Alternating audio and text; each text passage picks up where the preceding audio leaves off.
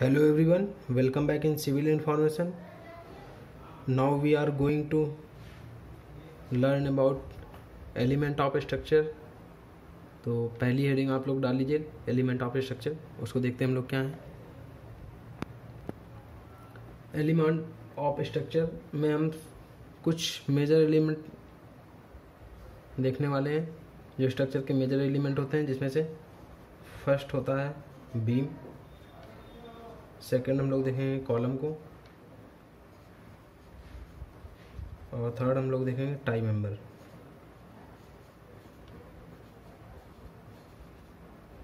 इनकी हेल्प से ही हमारे स्ट्रक्चर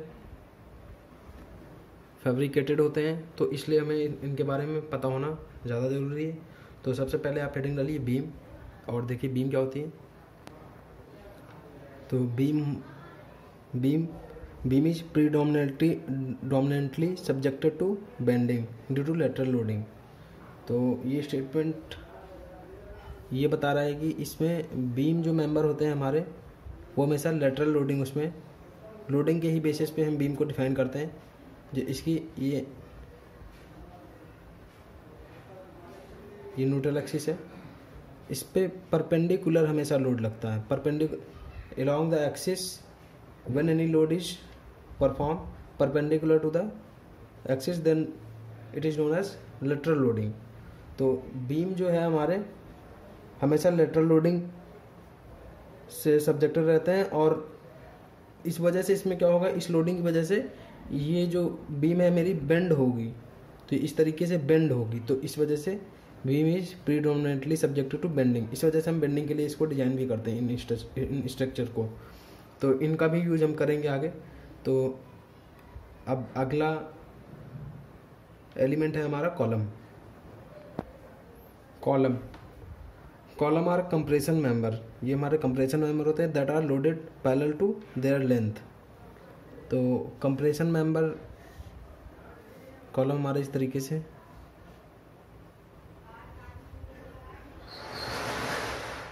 तो कॉलम में जो लोडिंग लगती है ये हमारी parallel to their length, along the length, इसके पैरेलल ये देखिए लोडिंग लग रही है। बस लोडिंग के बेसिस पे ही ये हमारा कॉलम कहलाता है। अगर यही लोडिंग अगर हमारी लेटरल लोडिंग लगेगी तो वो हमारा मेंबर क्या बीम बन जाएगा। तो इसी के बेसिस पे ही डिफाइन किया गया है। इसको एक्सियल लोडिंग ही बोलते हैं, एक्सियल लोडिंग।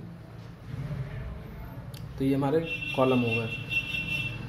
और सोम में एक चैप्टर भी है हमारा थ्योरी ऑफ कॉलम, जिसमें हम लोग कॉलम के बारे में पढ़ेंगे, कंप्रेशन मेंबर की तरीके इसको हम लोग डिजाइन करेंगे, तो वहाँ पे और डिटेल में देखेंगे। नाउ आप हेडिंग डालिए टाई मेंबर। तो देखिए tie member are tension member. इसी तरीके से अभी हमने पिछले हेडिंग में देखा था कि कॉलम आर कंप्रेशन मेंबर। तो यहाँ पे कहा गया tie member are tension members of trusses and frame. तो ट्रसेस और फ्रेम हमारे दो स्ट्रक्चर हैं, अभी हम इसके बारे में देखेंगे क्या होते हैं। Which are subjected to axial tensile force. तो एक्सियल टेंसाइल फोर्स यहाँ पर लग रहा, और कॉलम के केस में क्या था, एक्सियल कंप्रेशन फोर्स वहाँ पर लग रहा था। तो ये अलोंग द एक्सिस, ये टेंसाइल फोर्स मैंने लगा दिया अलोंग द एक्सिस। अब इसी तरीके से अगर मैं इस फोर्स को अगर रिवर्स कर दूं, कंप्रेशन फोर्स लगा दूं, तो ये मेरा कॉलम की तरीके वर्क करना लगेगा। और जनरली आप लोग देखते हो इस तरीके के मेंबर हमारे इस तरीके से वर्टिकली स्ट्रक्चर में खड़े होते हैं, वो सब सारे हमारे कॉलम होते हैं, क्योंकि उसमें वर्टिकल एक्सियल कंप्रेशन फोर्स लगता रहता है अलोंग द एक्सिस। तो ये हमारे कॉलम होते हैं, और ये हमारा टाई मेंबर हो गया। ठीक है, अब हम लोग देखते हैं टाइप्स ऑफ स्ट्रक्चर। हमारे क्या क्या स्ट्रक्चर होते हैं, मतलब यही हमारे जो बीम है, कॉलम है और टाई मेंबर है, इनकी हेल्प से अब हम लोग स्ट्रक्चर जो जनरेट करेंगे, तो उन स्ट्रक्चर के बारे में देखते हैं। टाइप्स ऑफ स्ट्रक्चर में यहाँ पर हम लोग ट्रसेस, फ्रेम, आर्चेस और केबल को जानेंगे, क्योंकि अभी जब प्रॉब्लम्स सोम में आएंगी तो वो इनके बेसिस पर ही प्रॉब्लम जनरेट की जाएंगी। तो इस वजह से इन स्ट्रक्चर के बारे में हमें पता होना चाहिए। तो सबसे पहले हम लोग देखते हैं ट्रसेस क्या होते हैं। तो टाइप्स ऑफ स्ट्रक्चर में हमारा पहला स्ट्रक्चर ट्रसेस है। इसमें trusses generally trusses are used when span of structure is large, वहीं पर ये यूज होते हैं। और trusses is constructed from pin jointed slender member usually arranged in triangular manner। तो ट्रायंगुलर शेप में अभी इसको मैं बना के आपको दिखाऊंगा। तो देखिए यहाँ पर जैसे एक सपोर्ट मैंने लगाया इस जगह पर, ये हिंज सपोर्ट, और यहाँ पर रूलर सपोर्ट लगा दिया। ये मेरी लॉन्ग स्पैन है कोई। तो इसमें अब हमको एक ट्रस अगर बनाना है तो ट्रस जो है, तो यहाँ पे बताया गया है सबसे पहले मुझको truss is constructed from pin jointed लेने और अरेंज करना है उनको किस तरीके से, ट्रायंगुलर मैनर में। तो देखिए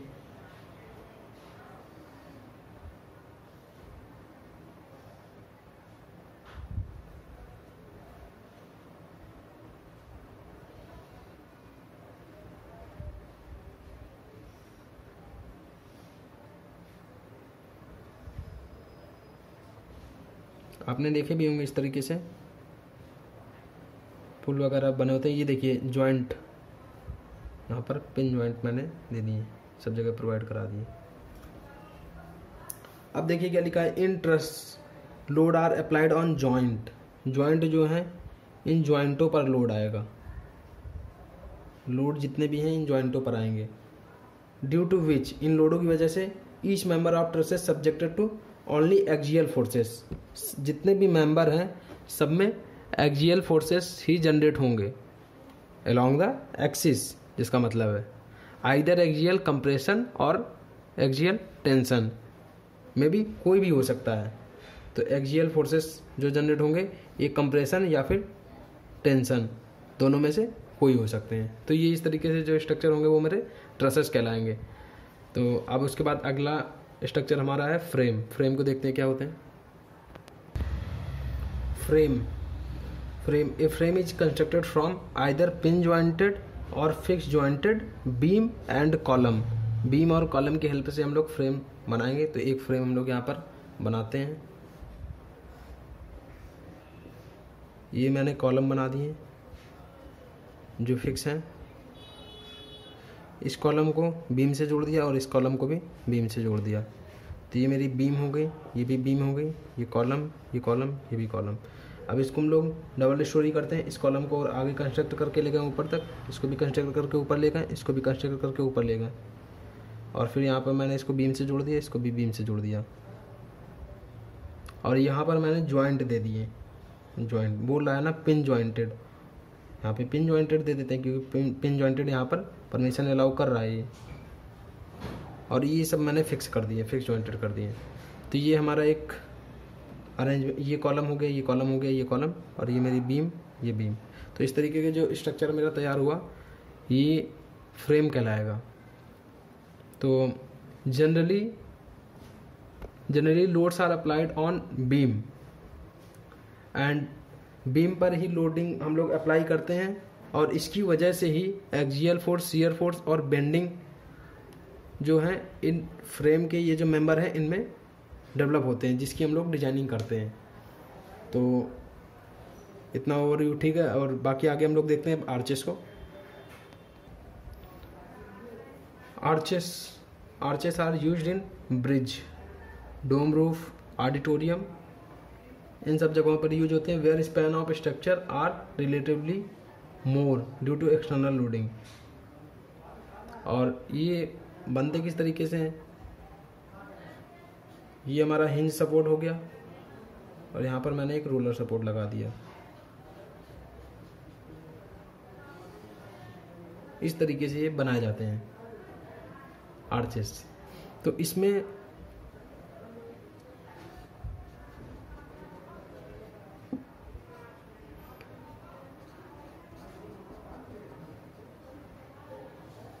लोडिंग जो है कभी कभी यहाँ पर यूनिफॉर्मली डिस्ट्रीब्यूटेड लोड भी इसके ऊपर आता है, उसके लिए भी हम डिज़ाइन कर सकते हैं, और कभी कभी इसके ऊपर पॉइंट लोड के लिए भी इसको डिज़ाइन कर सकते हैं।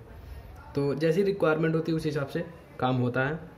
और शियर फोर्स, बैंडिंग मूवमेंट और एक्सियल कंप्रेशन के लिए ये बेसिकली डिज़ाइन होते हैं। Arches can be subjected to axial compression, shear force और बेंडिंग मूवमेंट।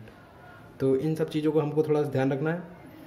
अब अगला स्ट्रक्चर है हमारा केबल। तो cables are use to support long span bridge. तो देख लेते हैं केबल को भी हम लोग। Cables are subjected to support long span bridge. Long span bridge में केबल्स दिए जाते हैं। Cables are flexible member and due to external loading it is subjected to axial tension only. इसमें एक्सियल टेंशन ही जनरेट होगा। तो cables का structure जो होता है वो हमारा किस तरीके से होता है देखते हैं। पियर्स बने होते हैं ब्रिजेस में, आप जानते हो कॉलम नहीं यूज होते हैं, वहाँ हम लोग पियर्स बोलते हैं। हैवी स्ट्रक्चर जो कॉलम होते हैं, और क्यों बोलते हैं इसके पीछे भी पूरी मैकेनिज्म होती है। जब हम लोग पियर्स को देखेंगे तब वहाँ पर समझेंगे इसको। ये हमारे पियर्स होगा, और ये ब्रिज ये ब्रिज का स्पैन हो गया।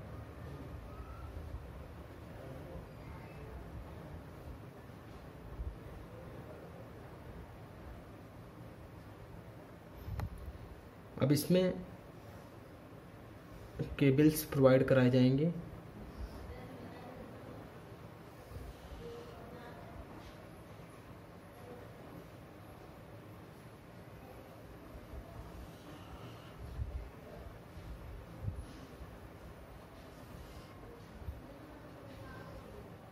इस तरीके से केबल्स प्रोवाइड कराए गए।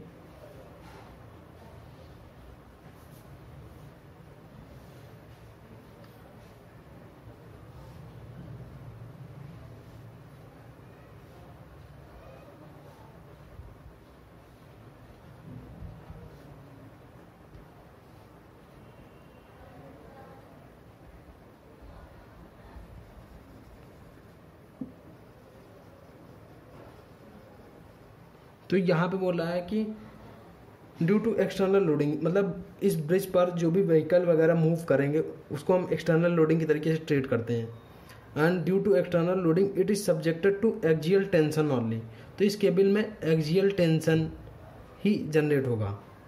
तो इसके लिए जब हम लोग केबल्स को अभी पढ़ेंगे तब हम लोग उसको और डिटेल में देखेंगे। ठीक है, अब हम लोग स्टार्ट करते हैं अपना स्टेबिलिटी ऑफ स्ट्रक्चर टॉपिक को। ठीक है, स्टेबिलिटी ऑफ स्ट्रक्चर, जो भी हमने स्ट्रक्चर देखे हैं अब उसी स्टेबिलिटी के बारे में बात करते हैं। तो overall stability of structure can be divided into two categories. First one is external stability, second one is internal stability. तो सबसे पहले हम लोग देखेंगे स्ट्रक्चर की एक्सटर्नल स्टेबिलिटी क्या होती है। हेडिंग डाल लीजिए आप ये।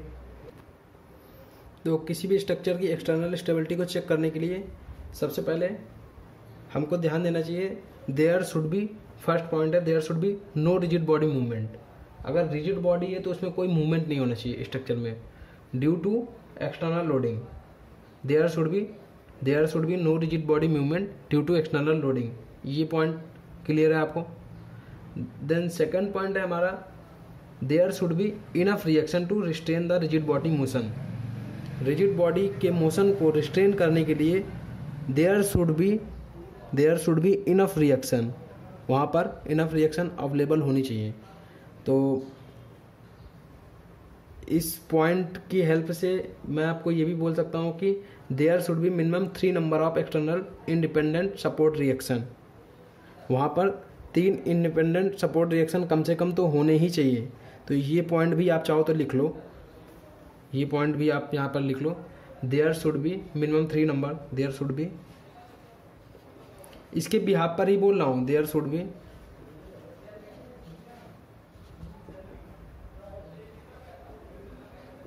Minimum 3 number of externally independent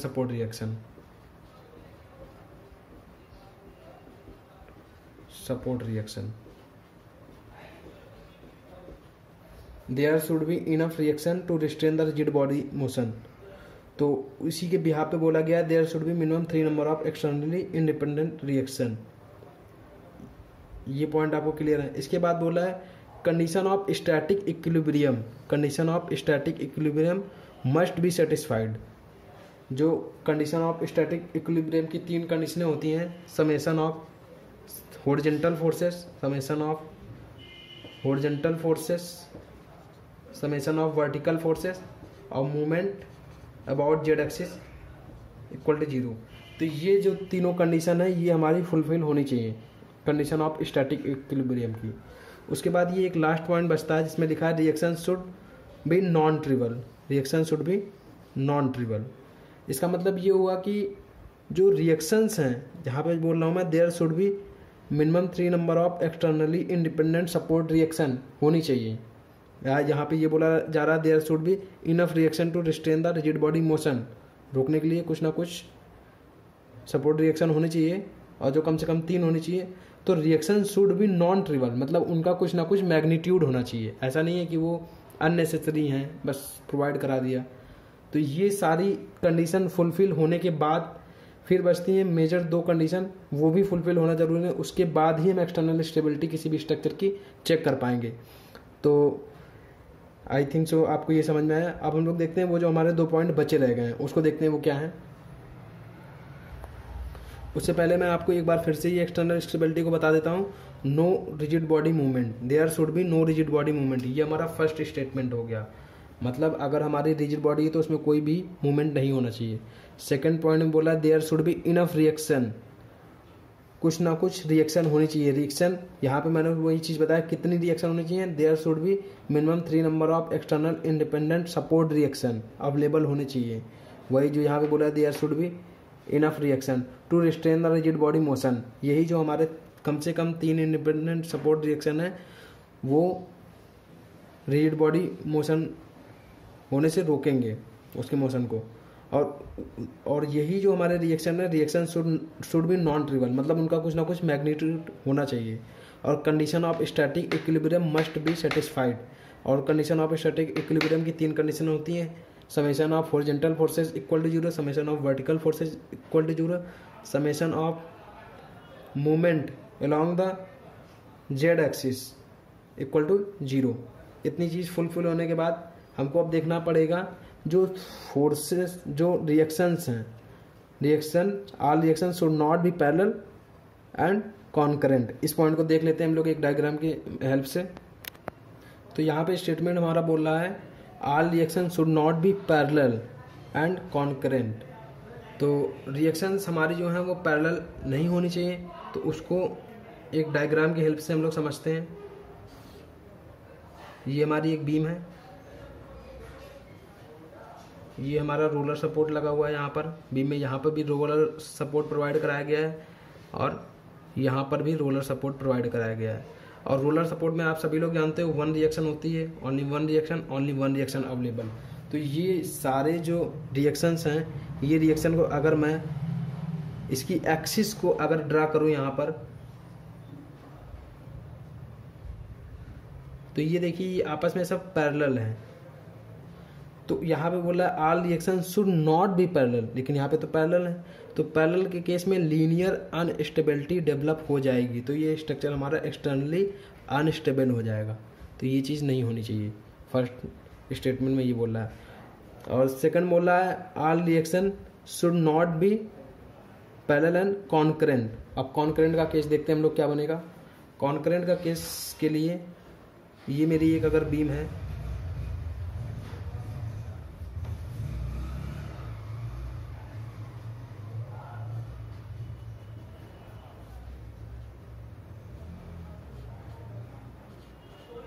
ये रोलर सपोर्ट लगे हुए हैं यहाँ पे.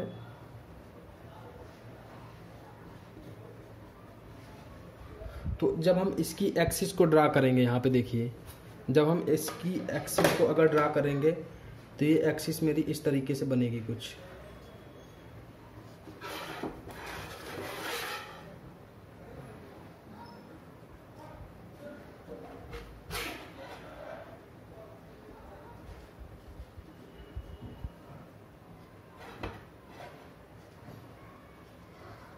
ये सारे जाकर एक पॉइंट पर कॉन्करेंट हो रहे हैं, मतलब एक इंटरसेक्ट कर रहे हैं एक दूसरे को। तो इस तरीके की सिचुएशन नहीं क्रिएट होनी चाहिए। अगर इस तरीके की सिचुएशन क्रिएट हुई तो ये हमारी रोटेशनल अनस्टेबिलिटी को शो करेगा। ये डायग्राम रोटेशनल अनस्टेबिलिटी का डायग्राम अगर मैं आपको बना के दिखाऊं, तो अगर एक बॉल मैंने यहाँ पर रखी हुई, इस बॉल को अगर मैं छोड़ूंगा तो ये बॉल मेरी यहाँ पे पहुँचेगी और फिर उसके बाद फिर ये यहाँ पे आएगी, फिर ये यहाँ पे जाएगी। इस तरीके से हमेशा मूव करती रहेगी। तो ये देखिए इस तरीके से ये बॉल अनस्टेबल है, ये सिचुएशन जो है अनस्टेबल है। तो इसी चीज़ को ये शो कर रही है, रोटेशनल अनस्टेबिलिटी को। तो वही केस यहाँ पर डेवलप हो जाएगा। तो ये एक्सटर्नल स्टेबिलिटी में ये दो पॉइंट को आपको ज़रूर ध्यान रखना है, हमेशा चेक करना है कि सारे जो रिएक्शंस हैं वो हमारी पैरेलल नहीं होनी चाहिए प्लस कॉन्करेंट नहीं होनी चाहिए। तो ये यहाँ पर हमारा एक्सटर्नल स्टेबिलिटी का टॉपिक जो है वो ख़त्म होता है। और एक्सटर्नल स्टेबिलिटी चेक करने के बाद ही हम लोग इंटरनल स्टेबिलिटी की तरफ बढ़ते हैं। तो अब हमारा अगला टॉपिक है इंटरनल स्टेबिलिटी, उसको हम लोग देखते हैं क्या होता है। इंटरनल स्टेबिलिटी, इंटरनल स्टेबिलिटी में स्टेटमेंट क्या दिया गया है, for internal stability no part of structure can move rigidly. मतलब वही चीज़ बोल रहा है कि जैसे पहले एक्सटर्नल स्टेबिलिटी को आप पहले चेक करो, इसका मतलब ये हुआ relative to other part, relative to other part. वही स्टेटमेंट है कि मतलब एक्सटर्नल स्टेबिलिटी होनी चाहिए, उसके बाद ही हम लोग इंटरनल स्टेबिलिटी की तरफ पढ़ेंगे। उसके बाद so that geometry of structure is preserved. इतनी बात आपको पता लग गई। इसमें अच्छा एक चीज़ आप ध्यान रखना, how small elastic deformation are permitted. Small elastic deformation जो है वो परमिटेड हो सकता है, लेकिन for the geometric stability there should not be any condition of mechanism. Mechanism किसी भी तरीके का डेवलप नहीं होना चाहिए। तो मैकेनिज्म क्या होता है, इस टर्म को समझते हैं सबसे पहले। तो मैकेनिज्म यहाँ पर अगर हमारा एक हिंज सपोर्ट लगा हुआ है और ये मेरी एक बीम है, मैकेनिज्म को मैं आपको बता रहा हूँ जो ये स्टेटमेंट है, for the geometric stability there should not be any condition of mechanism. तो मैकेनिज्म डेवलप नहीं होना चाहिए। तो मैकेनिज्म होता क्या है पहले वो समझना है हमें। तो ये हमारे हिंज सपोर्ट दो लगे हुए हैं, इन दोनों हिंज सपोर्ट के बीच में यहाँ पर एक बीच में कोई हिंज सपोर्ट नहीं होना चाहिए। अगर यहाँ पर एक बीच में हिंज सपोर्ट अगर है तो यही हमारा क्या कहलाता है, mechanism. Mechanism is found when there are 3 collinear hinge. तो इस कंडीशन में क्या होगा, hence to preserve geometric stability there should not be 3 collinear hinge, नहीं होने चाहिए कभी भी। अगर इस तरीके का अगर केस है तो हमारा क्या होगा, यहीं से ये कोलैप्स कर जाएगा। तो ये इंटरनल स्टेबिलिटी को मेंटेन नहीं कर पाएगा। तो ये इंपॉर्टेंट पॉइंट इसमें हमें पता होना चाहिए। उसके बाद इक्वेशन है इंटरनल स्टेबिलिटी चेक करने के लिए, आप चाहो तो नोट कर लो। ये m equal to 2j-3 2D structure के रिक्वायरमेंट होगी नंबर ऑफ मेंबर्स की। m है नंबर ऑफ मेंबर्स, j है जॉइंट। तो m equal to 2j-3 for 2D structure की अगर हमें इंटरनल स्टेबिलिटी चेक करनी है तो उसमें रिक्वायर्ड है कितने मेंबर, वो हमें ये फार्मूला देगा। और m equal to 3j-6 formula use होता है 3D स्ट्रक्चर के लिए। तो 3D के साथ तो हम लोग वर्क ही नहीं कर रहे हैं, तो इसको भी आप नोट कर लो। हो सकता है सिर्फ इंटरनल स्टेबिलिटी के क्वेश्चन पूछ ले आपको, लेकिन 2D में ये वाले फार्मूले यूज होंगे। तो इन पहले हम एक्सटर्नल स्टेबिलिटी किसी भी स्ट्रक्चर की चेक करेंगे, फिर इंटरनल स्टेबिलिटी चेक करेंगे, उसके बाद हम कमेंट करेंगे ओवरऑल स्टेबिलिटी पे। तो ओवरऑल स्टेबिलिटी हमेशा ज़रूरी नहीं है कि हमारी ओवरऑल स्टेबिलिटी हो। बहुत से केसेस में एक्सटर्नल तो ओवरऑल स्टेबिलिटी में एक केस बनेगा भी, उसको जब मैं आपको बताऊंगा तो अच्छे से समझ में आएगा। तो अब हम लोग देखते हैं ओवरऑल स्टेबिलिटी क्या है। उससे पहले लेकिन हम लोग कुछ 1-2 प्रॉब्लम लगा लेते हैं। m equal to 2j-3 formulas हैं जिससे हम लोगों को ये कॉन्सेप्ट अच्छे से क्लियर हो जाए। उसके बाद हम लोग ओवरऑल स्टेबिलिटी पर कमेंट करेंगे, देखेंगे वहाँ पे क्या हो रहा। तो एक प्रॉब्लम देखते हैं हम लोग क्या है। ये हमारा एक सिंपल सा फ्रेम दिया गया है, फ्रेम या फिर आप ट्रस भी बोल सकते हो। ये हमारा सिंपल सा ट्रस दिया गया, इसमें मेंबर्स 1 2 3 4, नंबर ऑफ मेंबर्स हमारे हैं 4, नंबर ऑफ ज्वाइंट 1 2 3 4, 4 ज्वाइंट हैं। तो m इक्वल टू 2j-3 से हम लोग चेक करते हैं। तो 2 4, j की जगह 4 आ जाएगा, 3 8 - 3 तो 5 आया। मतलब रिक्वायरमेंट हमको 5 मेंबर की, अवेलेबल है हमारे पास 4 मेंबर। तो यहाँ पे क्या है, 1 मेंबर की डिफिशियंसी है। तो नंबर ऑफ डिफिशियंसी कितनी हो गई, 1। इस तरीके से आपको सॉल्व करना है। Number of deficiency